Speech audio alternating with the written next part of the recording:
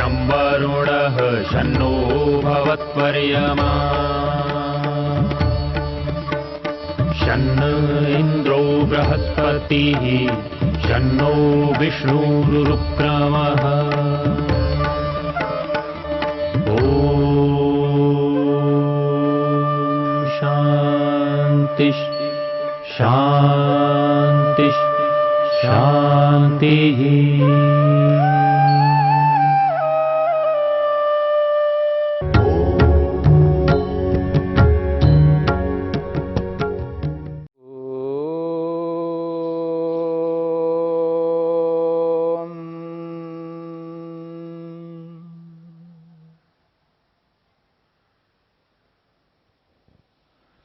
साधन पाद के 14वें सूत्र को लेकर के हम विचार कर रहे हैं। ते आह्लाद परिताप फलाः पुण्या पुण्य हेतुत्वात्। महर्षि पतंजलि ने जाति, आयु और भोग को दो प्रकार से प्रस्तुत किया है। आह्लाद परिताप फलाः, ऐसे फल वाले हैं जो आह्लाद कारक हैं, यानी आनंददायक है, सुखदायक है।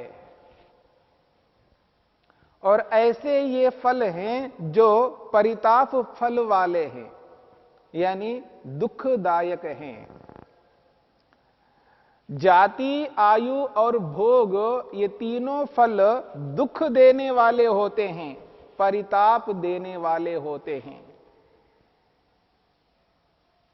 अथवा ये जाति, आयु और भोग सुखदायक होते हैं, आह्लाद कारक होते हैं।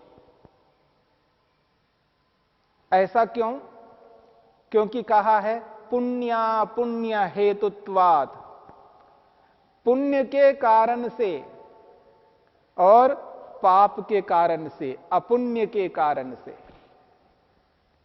ते वे तीनों, जाति, आयु और भोग, वो तीनों पुण्य कारक होने से सुख कारक होते हैं और अपुण्य के कारण से दुख कारक होते हैं।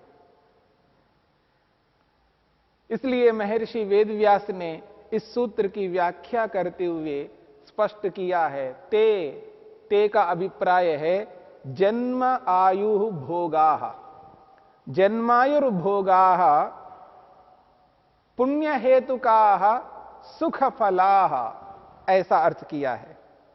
वे जन्म, आयु और भोग, यहां जन्म से जाति है और जाति का अभिप्राय आपके सामने आ चुका है। मनुष्य जाति, पशु जाति, पक्षी जाति, ये अलग अलग योनियों को यहां पर जाति शब्द से स्पष्ट किया है। और वे तीनों यानी जाति, आयु और भोग पुण्य हेतुकाः, पुण्य कारण वाले होने से सुख फलाः, ये सुख फल वाले होते हैं। और अपुण्य हेतुकाः, यदि ये जाति, आयु और भोग अपुण्य कारक है, यानी अपुण्य के कारण से प्राप्त हुए हैं, पाप के कारण से प्राप्त हुए हैं, तो दुख फलाः, ये दुख फल वाले होते हैं। यहां पर पुण्य हेतुकाः, अपुण्य हेतुकाः, ये जो बात कही है, इसे हमें और अच्छी तरह समझना है। यद्यपि हमने पीछे इस बात को समझने का प्रयास किया है।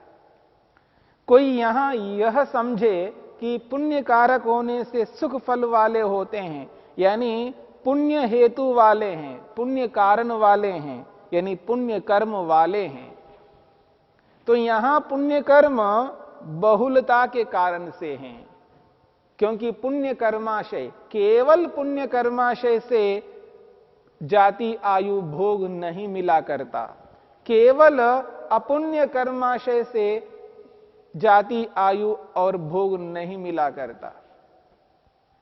वहां पर पुण्य कर्माशय के साथ में अपुण्य कर्माशय भी जुड़ा रहता है। यानी अधिक मात्रा में पुण्य कर्माशय और कम मात्रा में अपुण्य कर्माशय, तब सुख फल वाला वो जन्म, वो आयु और वो भोग होंगे। और जब अपुण्य कर्माशय के साथ में यानी पाप कर्माशय के साथ में कम मात्रा में पुण्य कर्म मिलते हैं, तब वो जन्म, वो आयु और वो भोग दुख फल वाले होंगे। क्योंकि आत्मा केवल पुण्य नहीं करता और केवल पाप नहीं कर सकता। जो व्यक्ति पुण्यात्मा है, शरीरधारी है, तो वो पुण्यात्मा अधिक पुण्य करता है, परंतु उसके अंदर अविद्या, अस्मिता, राग, द्वेष, अभिनिवेश रूपी 5 क्लेश यदि हैं, तो कहीं ना कहीं वो व्यक्ति अपुण्य कर्म, पाप कर्म करता है, भले ही वो कम मात्रा में करता है। यदि कोई व्यक्ति पापी है, दुष्ट है या नीच है, यानी अत्यंत घृणित कर्मों को करता है, अनिष्ट ही करता है, उस अनिष्ट, घृणित, नीच, पापी व्यक्ति भी कुछ ना कुछ पुण्य कर्म करता है। वो केवल पाप कर्म नहीं कर सकता। इसलिए पुण्य कर्माशय और अपुण्य कर्माशय दोनों मिलकर के ही जन्म, आयु और भोग को देने वाले होते हैं। अंतर इतना सा है कि व्यक्ति जो कर्म कर चुका है, उन कर्मों का जो फल ईश्वर प्रदान करेंगे, वो पुण्य कर्माशय के साथ में कुछ अपुण्य कर्माशय भी जोड़ देते हैं। और जहां अपुण्य कर्माशयों के आधार पर फल देना है, वहां पुण्य कर्माशय के कुछ कर्म भी जोड़ देते हैं। यह परमात्मा के अधीन है। जो भी मनुष्य जन्म लेकर के आता है, जन्म लेना ही अपने आप में दुख कारक है, क्योंकि अविद्या के होने पर ही उसको जन्म मिलता है। अविद्या के होने के कारण से ही उसको वो आयु मिली है, वो भोग मिला है। बिना अविद्या के जन्म, आयु और भोग ये नहीं मिल सकते। इसी बात को 13वें सूत्र में आपने स्पष्ट रूप से समझने का प्रयास किया है। सती मूले तद विपाको जात्यायुर्भोगाः। ये जो जाति, आयु और भोग है, ये मूल के होने पर ही प्राप्त होंगे, यानी अविद्या के होने पर ही प्राप्त होंगे। और जहां अविद्या है, वहां अनिष्ट अवश्य होगा, निश्चित रूप से होगा। यह अलग बात है कम मात्रा में है तो कम मात्रा में पाप करेगा और अधिक मात्रा में पुण्य करेगा, अथवा अविद्या इतनी अधिक है जिसके कारण से पाप अधिक करेगा, पुण्य कम करेगा। इसलिए पाप पुण्य रूपी दोनों कर्माशय सदा आत्मा के साथ जुड़े रहते हैं। इनसे रहित कोई भी आत्मा नहीं रह सकता। इस बात को समझने का प्रयत्न करना है। महर्षि वेदव्यास ने एक विशेष बात कही। वो कहते हैं, यथा च इदम दुखम प्रतिकूलात्मकम। जैसे यह जो दुख है, ये प्रतिकूलात्मक होता है, यानी अनुकूल नहीं होता। यह दुख कहां से आया? यह दुख आया कहां से और किस कारण से यह प्रतिकूलात्मक होता है? क्योंकि दुख आता है हिंसा से, दुख आता है असत्य से, दुख आता है चोरी से, दुख आता है व्यभिचार से, दुख आता है परिग्रह से। मेरी बातों को समझने का प्रयत्न करना। जो व्यक्ति को दुख प्राप्त होता है, उस दुख के पीछे किसी न किसी रूप में हिंसा, किसी न किसी रूप में असत्य, किसी न किसी रूप में चोरी, किसी न किसी रूप में व्यभिचार किसी न किसी रूप में परिग्रह विद्यमान रहते हैं, या तो स्वयं के या दूसरों के। क्योंकि स्वयं के कारण से भी व्यक्ति को दुख प्राप्त होता है और अन्यों के कारण से भी दुख प्राप्त होता है। मनुष्य को मिलने वाला दुख केवल अपने कारण से नहीं मिला करता, अपने कारण से तो मिलता ही मिलता है, पर दूसरों के कारण से भी मिलता है। एक बात और समझने का प्रयत्न करना, ये जो दुख रूपी फल प्राप्त होता है केवल अपने कर्मों के कारण से प्राप्त नहीं होता है। अपने कर्माशय के कारण से ही दुख नहीं मिलता है, दूसरों के कारण से भी मिलता है, तभी तो पाप होता है। और जो भी सुख प्राप्त होता है, जो भी सुख प्राप्त होता है वो अपने कर्मों के कारण से केवल नहीं होता है। अपने कर्मों के कारण से तो सुख मिलता ही मिलता है, दूसरों के कर्मों के कारण से भी हमें सुख मिलता है। इस बात को समझने की चेष्टा करनी है। यानी सुख मात्र केवल अपने कर्मों से नहीं, दुख मात्र केवल अपने कर्मों से नहीं, इस बात को समझने की आज अत्यंत आवश्यकता है।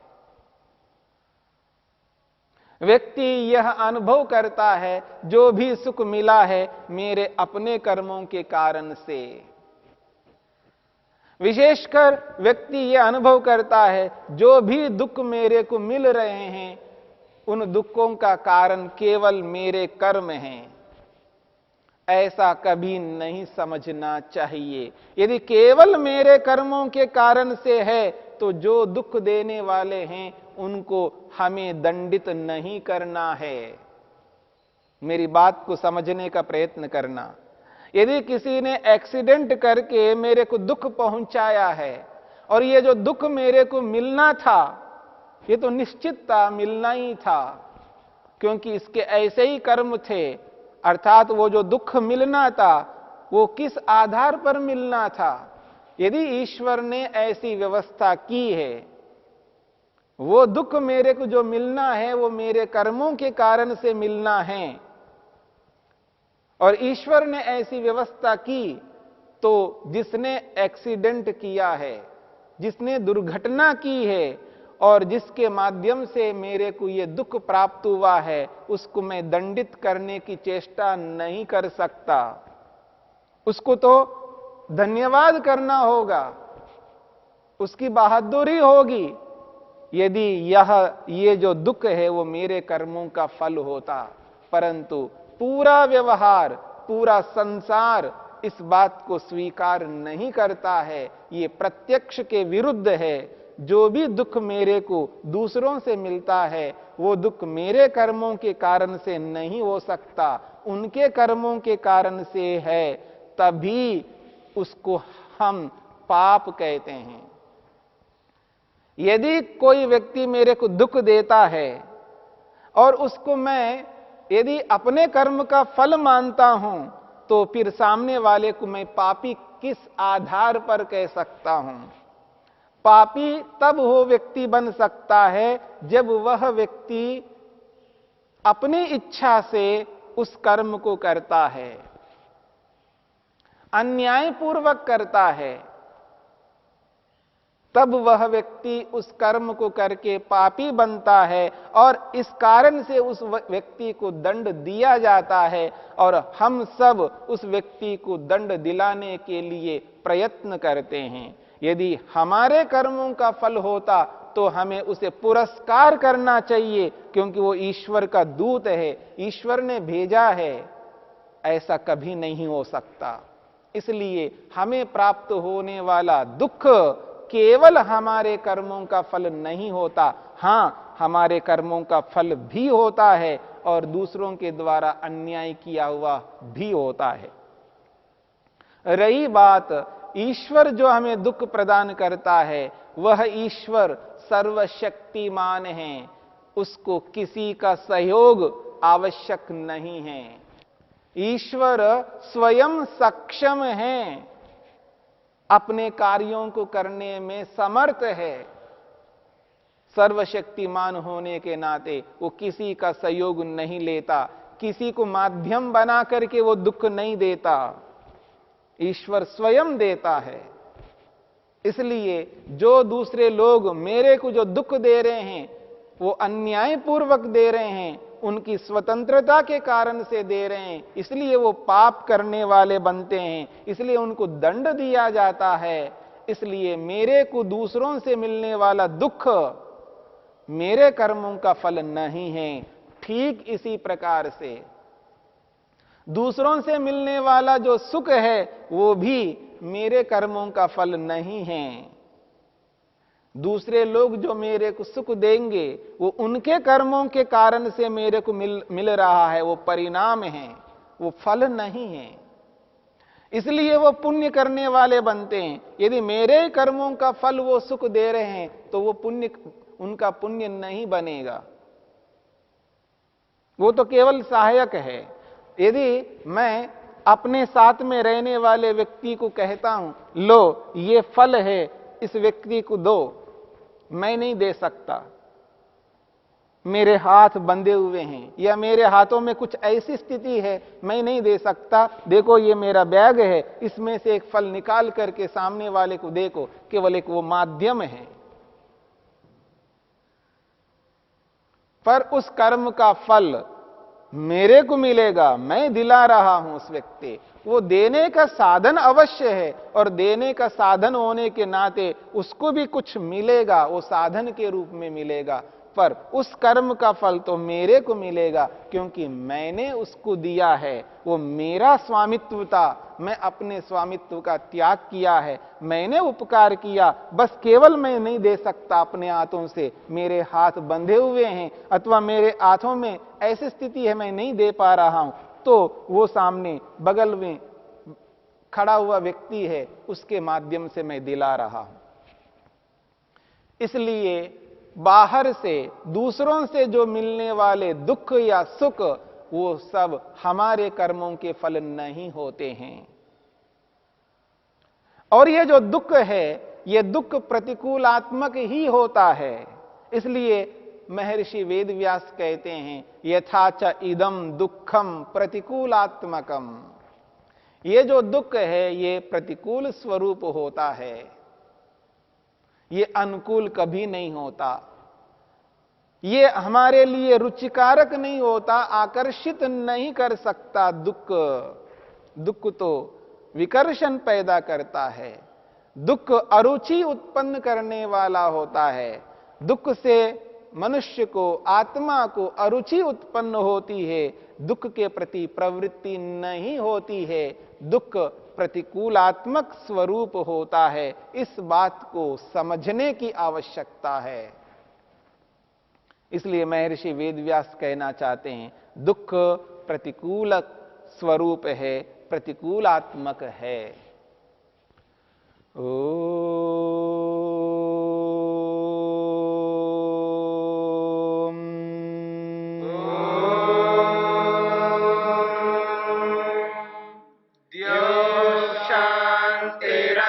शांतिरंतरिक्षं शांति पृथिवी शांतिरापः शांतिरोषधयः शांतिः वनस्पतयः शांतिर्विश्वे देवा शांतिर्ब्रह्म शांति सर्वं शांति शांतिरेव शांति क्षमा शांतिरेधि